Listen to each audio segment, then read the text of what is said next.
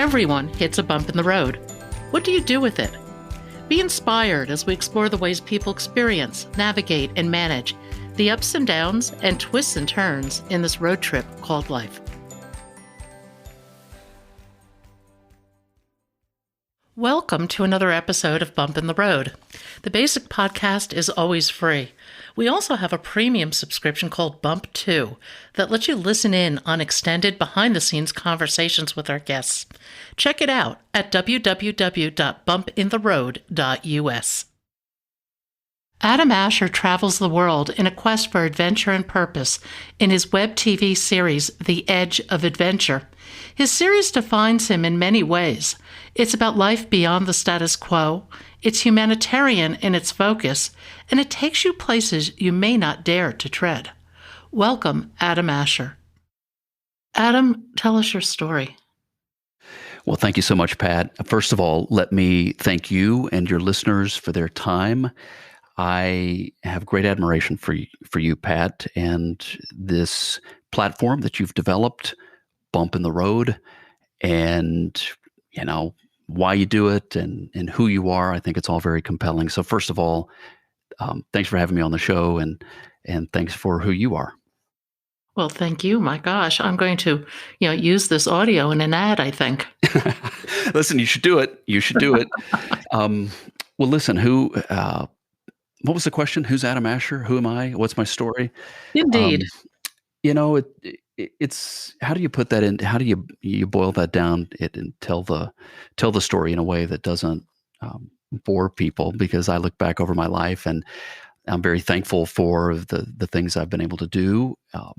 And at the same time, I don't really think of myself or my life as being particularly exceptional in any way or outstanding or unusual. But, I'm just a guy who kind of came into the world as a very sensitive soul. I look back at my childhood and I realize I was kind of a sensitive kid, and the world can be unkind to people who are sensitive. And I think that maybe that's where it all started today, all these years later, as I'm knocking on the door of 50 years old. I just think about trying to be kind to people and also to use the skills and experience that I have to, in some small way, make the world a better place. I think that's a sentiment we should all have, particularly as we age, because we've developed so much wisdom through all the ups and downs of life. And I think it does distill down into kindness. That's a word that can be overused. And so even as I hear myself say it, I think, okay, what does that mean? But some people use it, to mean that you're weak, I think, or they think of a kindness as equating it to being weak. And I don't. I strive to be strong, and a part of that means sometimes you have to confront things, or you have to confront people, and those are necessary in life. Kindness does not mean that you're a doormat or that you don't stand up for yourself in the process. But I do want to make a difference. I figure I've been on this planet a little while, not all that long, all things considered, and I don't know how much time I have left. And whatever time I do have left, I want to make a difference, to hopefully be kind to people and leave a positive legacy as you whatever happens in the future. But I know, like all of us, this just doesn't just go for me, but I know that I've been given a great gift, and that gift is time here. And a question that always, I don't want to say haunts me, I don't think it haunts me, but the question that I always have in the back of my mind is, will my time here have mattered? And I suppose that guides much of what I do. Well, you're on a very unique path right now. Tell our listeners a little bit about what you're doing because I think it's truly remarkable. Well, thank you, Pat. I am building something, and it comes out of exactly what I just said. It is a piece of who I am. It is what I feel like I have to give, and I call it the edge of adventure. The edge of adventure is a few different things, but I think the thing to mainly focus on is the fact that it is a video series where I showcase organizations and people who are doing humanitarian work, people who live lives of adventure and purpose. And again, that ties right back to me. That ties into the person that I am. I like adventure. I like culture. I love meeting new people and traveling and getting to know cultures that are completely different than mine. I find that extremely fascinating. But I'm also driven by a sense of purpose, and I want to know that my travels and my experience and whatever I might do has a purpose and matters somehow by hopefully helping other people. And so, with The Edge of Adventure as a video series, it is meant to showcase these organizations and these people who are giving of themselves to make the world a better place. They're giving of themselves to help others, often at great sacrifice. I admire those people. I admire those organizations.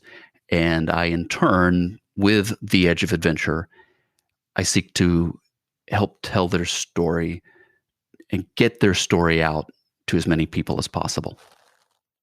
You've been to some pretty wild places. I've been to a place or two, and I love them all. The one of my least favorite questions, and thank you for not asking it, is what's your favorite place that you've ever been? I don't like that question because I I truly do find beauty in all of these places, and it can be this beautiful view of the ocean. And that's beautiful in one way, of course. And it can also be a it could be a village in a very desolate part of the continent somewhere, and the people and their fight for survival and their love for one another. I see the beauty in that. And then, of course, when you factor in these servants, these people who work for these organizations and give of their time and their resources to help others, I mean, really, what better picture of beauty is there? I don't really see that there is one. But I did with The Edge of Adventure. The initial series that I made was shot in Nicaragua in Central America. I'm very pleased and honored to say that this series got a little bit of attention and did win an award, a Telly Award, as the silver came in second. So I still have something to shoot for, can aim for first place. But the award itself, yeah, of course, we like to have our work noticed and have your peers and whatnot say that it's good work. But my goal with it in that particular series was to tell the story of what an organization is doing there. This organization is called Mission Hope, and the organization serves the people in a very remote part of that country. And to take the viewer, right? Here's the challenge. Here's what you want to do with the series. You want to take the viewer on an adventure that they get to feel a part of. And on this adventure, they learn of things that matter.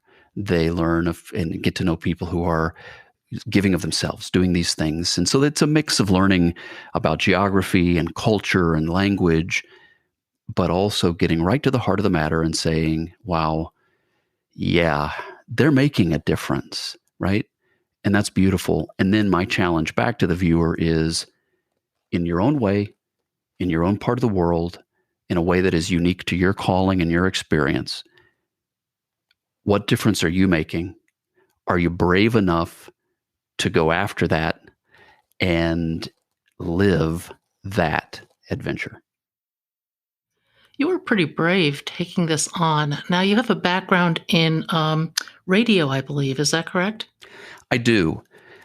When I was a teenager, back before the internet, back before the world was this small, and it's so small now. I mean, in good ways. I mean, it's really awesome, but the world is smaller than it used to be. And I was interested in amateur radio. It's also known as ham radio. And if you know what it is, awesome. And if you don't, it's this international agreement that these all the different countries have that allow you to get a license. And when you have that license, you're able to use a radio set and an antenna that you might build, and you're able to talk to people all over the world. And again, it was before the internet. It was before you could do a podcast and from two different locations using the internet, which is a wonderful thing. But that goes back to before that time. But I was intrigued by radio, and I was intrigued by its ability to connect people, and I was intrigued a lot, really, really intrigued by the ability that radio gave me to travel to all these places and get to know the people in Ecuador and Spain and Australia, and that was what I did. Or I mean, as a teenager, probably makes me a little bit of a nerd, or a lot of a nerd. But as a teenager, I enjoyed learning about radio, both from a technological standpoint and also the art form. And then that gave way to a career in radio. And then here I am all these years later with both a career in radio behind me and some other media projects. And it has uniquely prepared me for the edge of adventure, for this thing that has been stirring in my soul for probably the better part of a decade, and the project I've been working on for really the last 4 or 5 years. What motivated you to take the step to get the edge of adventure going? Pat, probably a lot of things, right? I could answer that in a couple of ways. I think the root of probably the best answer is to say that it gets back to my question, right? That the question that I have: what am I, what am I doing here on this planet with my time? I've done a lot of good things in my life. I've raised a son. I have taken a lot of trips and have a lot of great friends, and all those things are wonderful. But I knew in my heart that there was something else I needed to do. And I began asking the question, which I highly recommend that everybody ask of themselves. If they want, if they feel that same longing, then I would say to them, ask yourself the same question that I ask, which is, how can I take what I know how to do and blend it with what I want to do? And that sounds pretty simple, but I think that's kind of both of those are big questions. You really do have to begin to quantify for yourself, or qualify, what do I know how to do? What do I know how to do that is really kind of a unique skill that I'm comfortable in and that I'm good at? And then, my gosh, what do I even want to do? And if you can get those two, what is it, the Venn diagram sort of thing? If you can kind of get those to look at the point, you say, I can see where those two intersect. What if I did that? And that's really where I came to that point. And I spent a year kind of preparing in a way.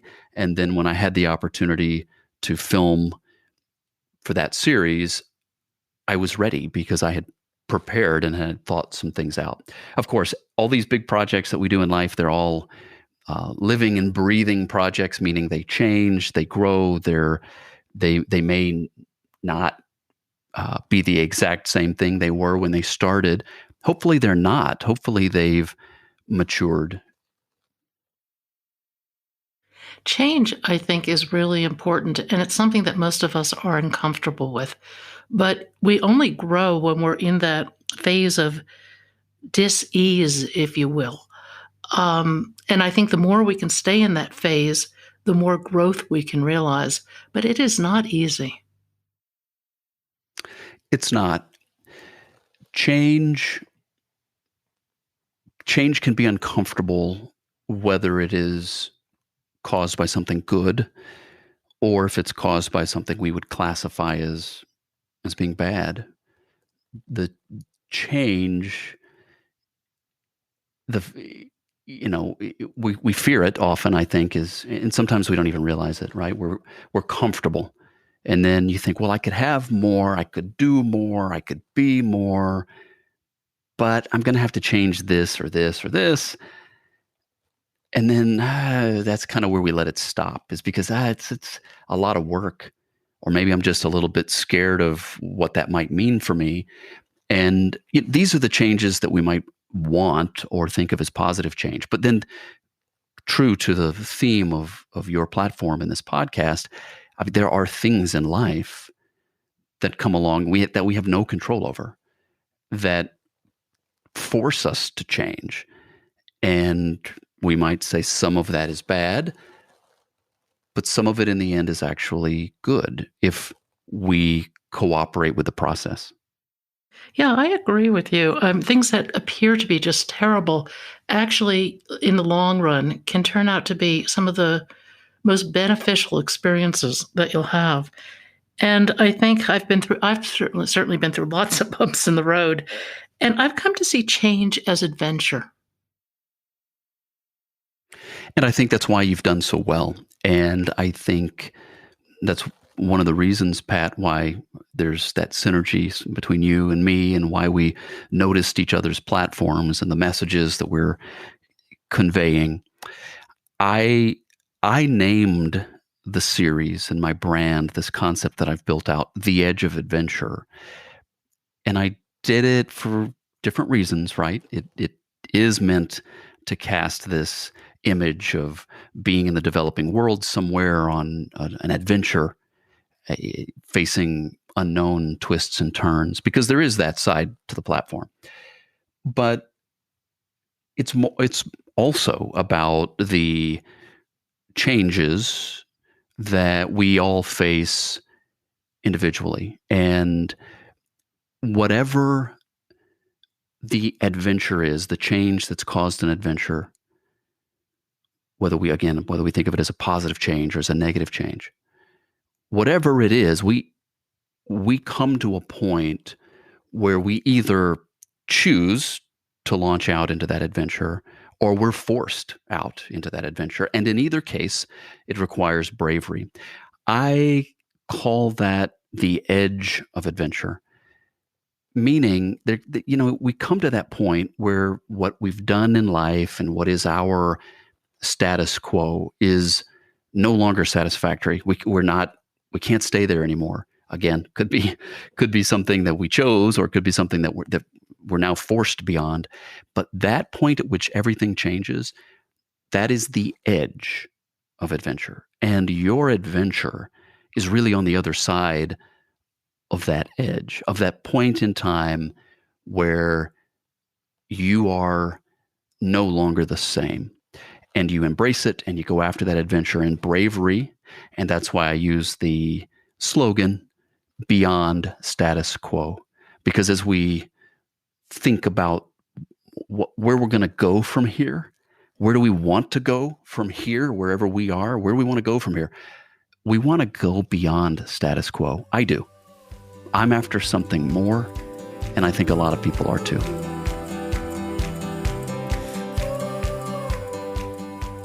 Thank you for joining us today. I hope you found something in today's podcast that inspires you along your own life's path, because sometimes a bump in the road is actually a portal into a more conscious and meaningful life. You can subscribe to our free podcast at www.bumpintheroad.us or become a premium member to hear the full conversation. Just go to www.bumpintheroad.us for more information and to sign up.